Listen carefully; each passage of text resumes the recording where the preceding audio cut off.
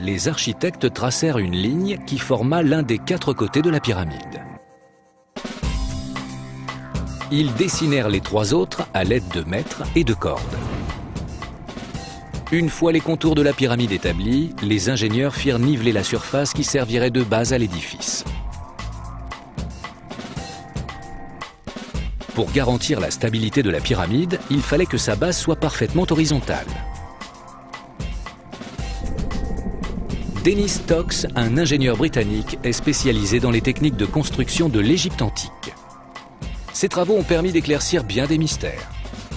De nos jours, des niveaux à bulles ou équipés de lasers permettent d'établir le nivellement des fondations. D'après Stokes, les Égyptiens utilisèrent l'eau. Pour que le terrain qui allait accueillir la pyramide soit bien plat, les anciens Égyptiens ont creusé un canal comme celui-ci. Si ce n'est que le leur s'étendait sur environ 230 mètres, la longueur d'un côté de la pyramide. Et ils l'ont rempli d'eau. Et cela faisait office de niveau à bulles.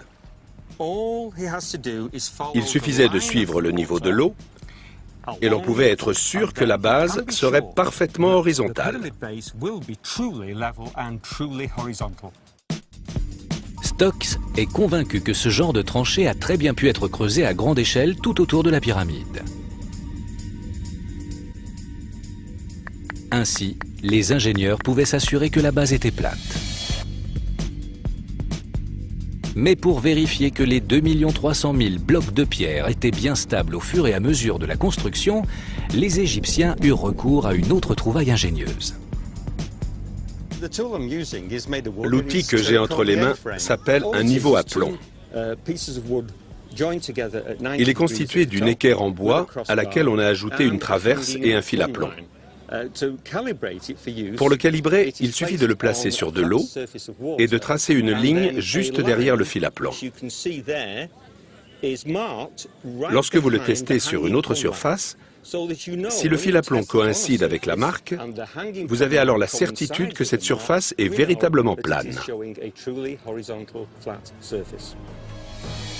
Une fois les plans dessinés et le site nivelé, la construction pouvait commencer. Pour cela, les Égyptiens avaient besoin de pierres par millions de tonnes. Mais comment en extraire de telles quantités sans dynamite, ni marteau-piqueur, ni même d'outils en fer?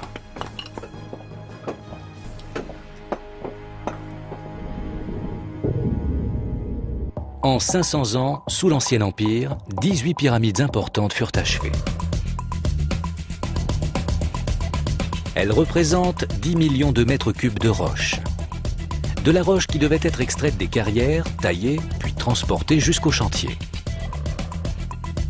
Même pour les entreprises du bâtiment actuel qui profitent des avantages offerts des nouvelles technologies, ce travail serait titanesque. Et pourtant, les anciens Égyptiens ont réalisé ces travaux à l'aide des outils les plus rudimentaires.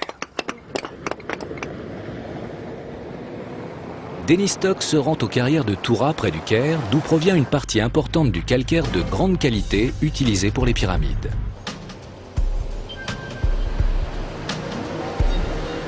Il est persuadé que les Égyptiens taillaient la pierre à l'aide d'un métal mou. Le cuivre. Stokes a fabriqué un burin en cuivre inspiré de ceux déterrés par les fouilles archéologiques. En maniant ces outils, j'ai l'impression de me mettre dans la peau d'un ouvrier de l'Égypte antique et de partager ses sensations. Mais le cuivre est un métal mou qui se tord et s'émousse facilement. Comment pouvait-on s'en servir pour tailler dans le calcaire? Ces outils sont les premiers utilisés par les artisans de l'ancien temps. Ceci est un maillet avec lequel on frappe sur cet autre outil en cuivre qui a la forme d'un burin. Le procédé est le suivant. Vous apposez la pointe du burin sur la pierre selon un certain angle, puis vous donnez des coups assez puissants sur le burin avec le maillet et vous verrez que de gros morceaux de pierre se détachent. Voilà pour le gros œuvre. Mais nous avons aussi un burin en cuivre conçu pour le travail exigeant plus de finesse et qui enlève moins de matière mais qui permet d'obtenir plus facilement une surface totalement plane. Les recherches de Stokes montrent qu'il est possible de tailler des blocs de calcaire à l'aide de burins en cuivre. Et pour ce qui est du cuivre, les Égyptiens ont été particulièrement chanceux. Des analyses chimiques poussées d'anciens outils démontrent que le cuivre égyptien n'est pas pur. Il contient des traces infimes d'arsenic. Par chance, cette impureté favorise l'alliage des cristaux de cuivre qui rend l'ensemble plus résistant que le cuivre pur.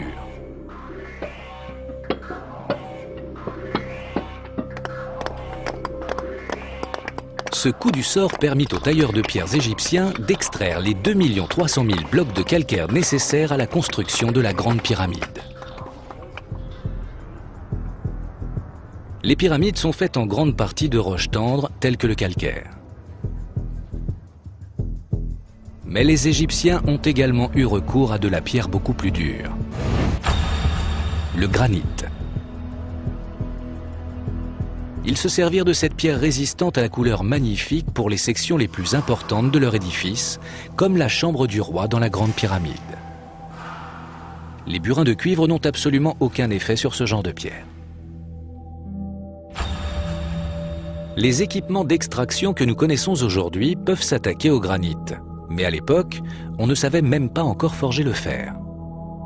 Durant des décennies, les archéologues se sont interrogés en vain sur la façon dont ces blocs de granit de plusieurs tonnes avaient pu être taillés. Aujourd'hui, l'archéologie expérimentale commence à lever le voile sur ce mystère. Dennis Stokes pense détenir une explication. D'après lui, les Égyptiens utilisaient des scies en cuivre. Mais pas des scies ordinaires, puisqu'elles n'avaient pas de dents.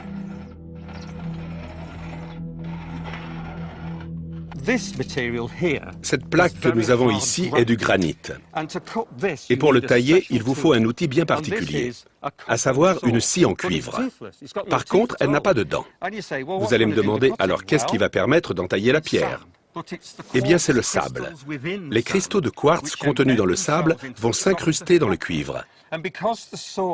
Et parce que la scie déplace ces cristaux dans un mouvement de va-et-vient, ceux-ci vont finir par entamer la pierre et lentement permettre de la tailler. Les cristaux de quartz du sable sont si durs que petit à petit, ils peuvent entailler le granit. Mais avec ces scies, les anciens Égyptiens ne pouvaient pas tailler plus que 30 cm3 de granit par heure. Il leur fallut donc 4 mois pour fabriquer le sarcophage situé à l'intérieur de la Grande Pyramide. Le cuivre mou aiguisé par l'arsenic et le sable leur permit de tailler d'énormes quantités de pierre. Il fallait ensuite assembler ces blocs en un monument qui pourrait passer l'épreuve du temps. Mais pour quelles raisons les Égyptiens ont-ils décidé de construire une pyramide? Pourquoi ont-ils choisi cette forme devenue si symbolique? En fait, ils cherchaient une forme stable. Comme pour un amas de gravier, la pyramide est soutenue par une large base et un centre de gravité bas. Plus des 2/3 du poids sont situés dans le premier tiers de sa hauteur. Mais ce choix n'est pas qu'une question technique. Il fut également dicté par leurs croyances. Lorsque les gens veulent construire en hauteur tout en conservant une certaine stabilité, la forme du tumulus est ce qu'il y a de plus stable. Mais bien sûr, tout cela est très chargé en symboles. Le choix de la pyramide a probablement plusieurs explications mystiques. L'une d'elles s'intéresse au culte voué à une pierre sacrée appelée pierre Benben. Personne ne sait exactement d'où vient ce rocher légendaire. De l'avis de certains, il s'agirait d'une météorite. Bien que disparue depuis longtemps, la pierre Benben a servi de modèle au pyramidion qui vient coiffer le sommet de l'édifice.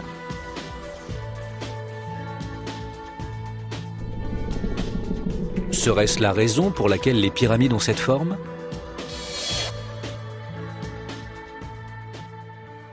Mais étant donné que le soleil joue un rôle primordial dans la religion égyptienne, il existe une autre possibilité. Peut-être le soleil est-il lui-même la clé de l'énigme. La pyramide peut être envisagée comme une représentation d'un rayon de soleil descendant des cieux. Lorsque le soleil apparaît entre les nuages, ces rayons rappellent parfois la forme d'une pyramide.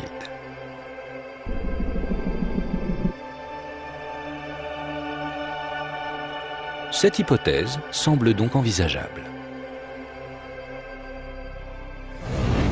Mais peut-être la pureté de cette forme géométrique plaisait-elle tout simplement aux Égyptiens. L'ironie est que les faces de la première pyramide, dite à degrés, n'étaient pas lisses. Cette dernière se compose de 6 couches superposées. Le pharaon Snéfrou fit ériger la première véritable pyramide à face lisse 60 ans après la pyramide à degrés.